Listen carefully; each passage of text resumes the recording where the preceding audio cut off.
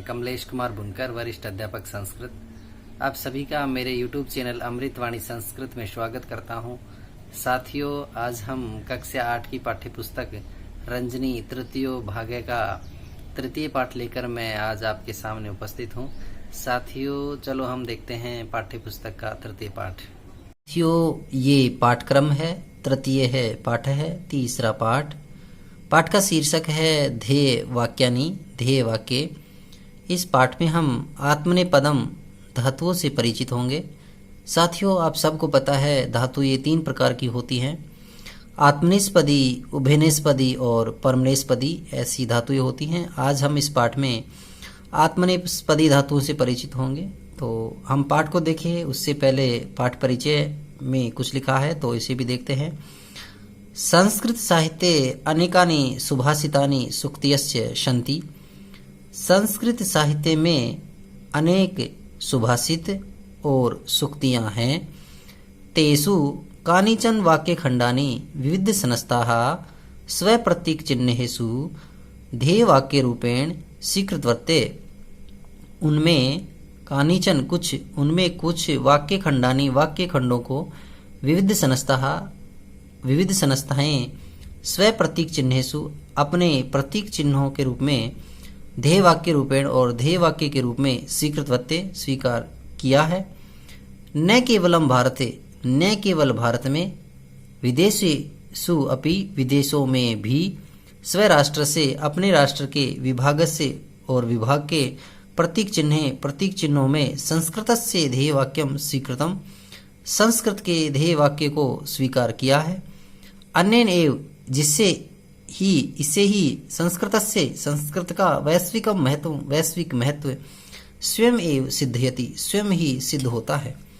इससे संस्कृत भाषा का वैश्विक महत्व स्वयं ही सिद्ध होता है। साथियों, संस्कृत के ध्येय वाक्यों को न केवल भारत में अपितु विश्व की अनेक राष्ट्रों ने और उनके विभागों ने संस्कृत भाषा के ध्येय वाक्यों को स्वीकार किया है। तो गर्व की बात है कि संस्कृत का वैश्विक महत्व है। तो साथियों, अब हम देखते हैं, यहाँ देख रहे हैं, यहाँ लिखा है ध्येय वाक्यानि और इधर लिखा है विभागाः।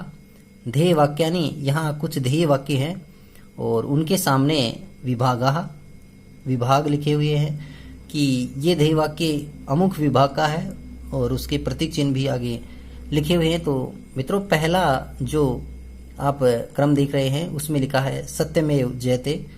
सत्यमेव जयते, सत्य की ही विजय होती है, जीत होती है, ये ध्येय वाक्य है। और इस ध्येय वाक्य के सामने लिखा है भारत सर्वकार है। तो भारत सरकार, तो आप समझ गए होंगे कि सत्यमेव जयते ये जो संस्कृत का ध्येय वाक्य है भारत सरकार का है।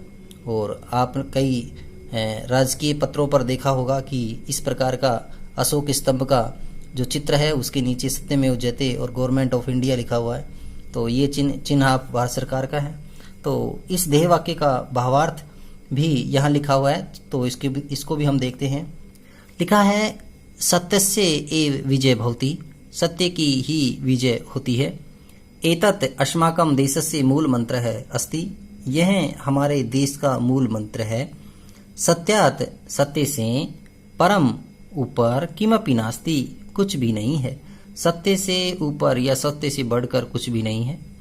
सत्यम एव शाश्वतम, सत्य ही शाश्वत है। एतत् सर्वमेव जयते, अतः सत्यमेव जयते, अतः सत्य की ही जीत होती है। ये इसका भावार्थ देखा अपन ने। उसके उपरांत क्रम नंबर 2 पे लिखा है यतो धर्मस्ततो जय। जहाँ धर्म है वहाँ जय है, यानी जीत है, जहाँ विजय है। तो ये जो ध्येय वाक्य है यतो धर्मस्ततो जय, ये ध्येय वाक्य सर्वोच्च न्यायालय जो सुप्रीम कोर्ट है उसका है, हमारे सुप्रीम कोर्ट का है। ये इसका प्रतीक चिन्ह है।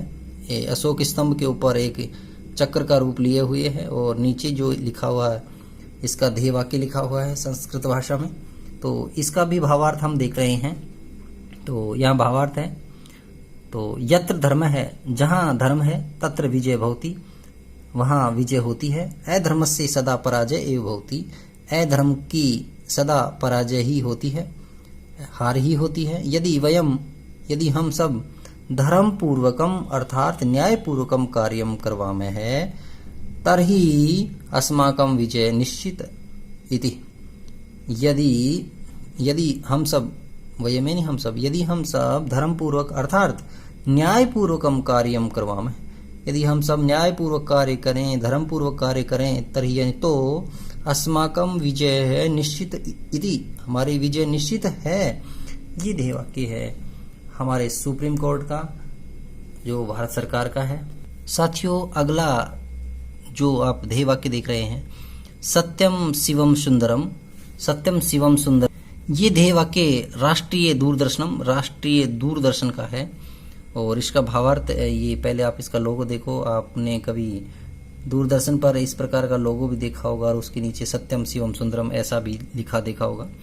तो अब इसका भावार्थ देखेंगे। सह परमात्मा सत्य स्वरूपः अस्ति, सह एव विश्वस्य कल्याणं करोति। सह वह परमात्मा सत्य स्वरूप अस्ति, सत्य स्वरूप है। सह एव वह ही विश्वस्य कल्याणं करोति, वह ही विश्व का कल्याण करता है। अतः स परम दयालु अस्ति, अतः वह परम दयालु है। सह एव सुंदरः अस्ति, यहाँ सह है विसर्ग नहीं है, लोप हो रहा है, ये विसर्ग की लोप संधि है। वह ही सुंदर है, वह ही सुंदर है। तस्मात् सुंदरः अस्मिन् ब्रह्मांडे कोऽपि नास्ति, उससे सुंदर इस ब्रह्मांड में कोई भी नहीं है। नास्ति नहीं है, दीर्घ संधि है, कोऽपि पूर्व रूप संधि है, ब्रह्मांडे में सप्तमी व्यक्ति है। अतः सत्यम शिवम सुंदरम, अतः सत्य शिवम सुंदरम प्रस्तौति अस्माकं दूरदर्शन, इसीलिए हमारा दूरदर्शन सत्य, शिव कल्याणकारी और सुंदर वास्तविकता को ही प्रस्तुत करता है।